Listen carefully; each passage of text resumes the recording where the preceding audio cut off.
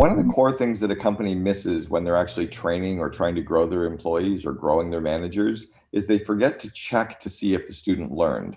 So when I create course content, as an example with my Invest in Your Leaders course, they do a pretest to show that they don't know the content. But then they learn the content, they watch the videos, they read the information. Then right afterwards, they do a post test to show that they learned the information. Most companies don't do a post test to show the student that they learned, to give them the confidence and also to check that they learned it. But the learning should not stop there. What I really like to do is 6 weeks or 2 months later, have them do the test again to see if they've retained the information, and then actually even try to certify them in those skills to make sure that they can put those skills deep into the organization. So it's really important to inspect what you expect, but also to remember to see if they've retained that information. We all went through school where we learned information, we could regurgitate it the next day, and then a month later we forgot it. What was the point of learning unless you can retain that information and to show that you can put that information to use? Quick decisions as a CEO or a leader, COO, etc., really helps build your relationship with your team because it builds trust. As soon as you're actually acting from that intuition, acting from that place of just confidence, your team trusts you more, they believe in you more. If you've ever asked somebody a question and they pause and think about it, I often feel like I'm sitting wondering, are they making it up? Are they quite sure? And it tears away somehow in that little fabric. So often that ability to make decisions quickly and act quickly really does build trust within your team. So another question that we had from one of our COOs is, how do I grow one of our business leaders who's new? So what I do is I always focus on two areas: growing their confidence and growing the skills. In fact, it's one of the reasons why I launched my Invest in Your Leaders course, is to give all CEOs and all COOs the 12 core modules to grow all of their managers and leaders in. So I focus on growing the skills around situational leadership, coaching, delegation, time management, one-on-one meetings, problem solving, conflict management, kind of the core 12 areas that all leaders need to be effective in. I really focus with them on that, helping them be more efficient, helping them get more shit done with less people faster, helping them solve problems, but also cheering them on, showing them constantly where they're doing well, because people feed off of praise. The reality is we're all still 16-year-olds trapped in adult bodies, and every business leader is still that 16-year-old trapped in their adult body. So the more that you actually praise them on what they're doing well, at the same time you're giving them the skill development, the more they're actually going to succeed in their role. When it comes down to a performance improvement plan, what I think about is, where do I want that person to be? How do I want that person to change? What kind of results am I looking for from them? And then what's the timeline that's reasonable to expect those changes to occur? For me, if it's longer than 30 days, that feels like an eternity, because the business is evolving and growing and changing as well. So I don't like these 90-day plans. I like a 30-day plan with very proximal goals and a lot of buy-in from the person who's having to change and the leader who's going to help them grow. And then in that 30-day plan, there's actually some certain steps that they're going to do along the way.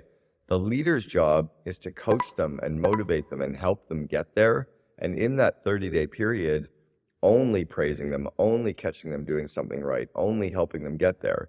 Because if you're just waiting them to trip or fall, you should be getting rid of them today.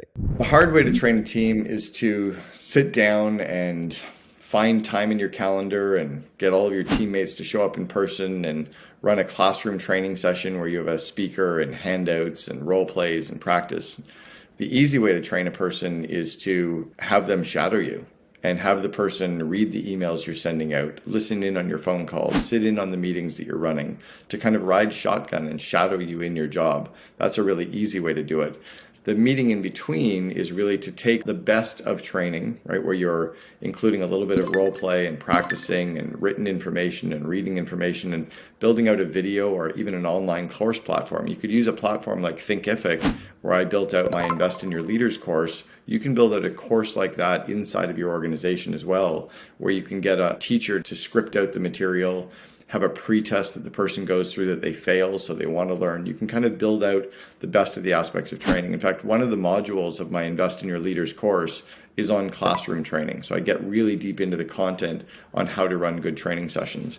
But the next time you're actually thinking of stopping to train someone, let them just shadow you and sit in the background and watch you do your work or listen to you do your work.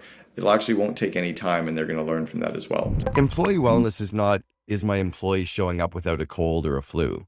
Employee wellness is the, physical wellness, but it's also their mental wellness. It's their kind of their state and how they're showing up. And I learned this years ago. I actually cover this in one of the modules of our Invest in Your Leaders course when I talk about the one-on-one coaching meeting. And when a leader is coaching an employee, the most important place to start is what I call the check-in or the head check. And the check-in is, how are you? How are you doing? But actually really giving a shit, really caring about how your employee is actually doing.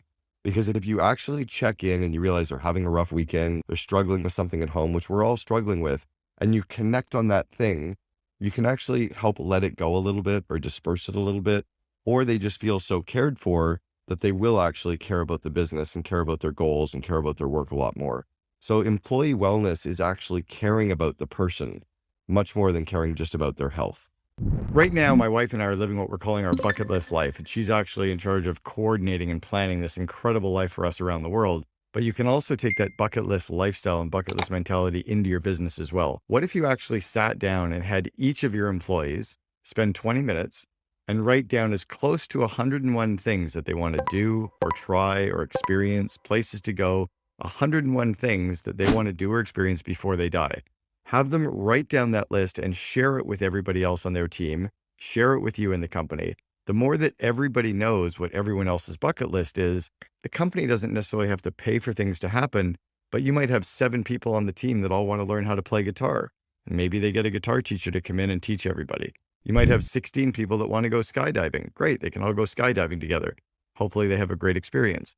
But the idea is that when you allow your employees to dream and then you sit and help them plan those dreams and help them drive towards those dreams, they feel compelled to help you build your business. One of my employees right now has been talking for a year about really wanting to take his family to Europe. So yesterday on our one-on-one coaching call, I made him commit that the day after our September COO Alliance event ends, he's going to be taking his wife and daughter and mom to Italy for a 2-week period.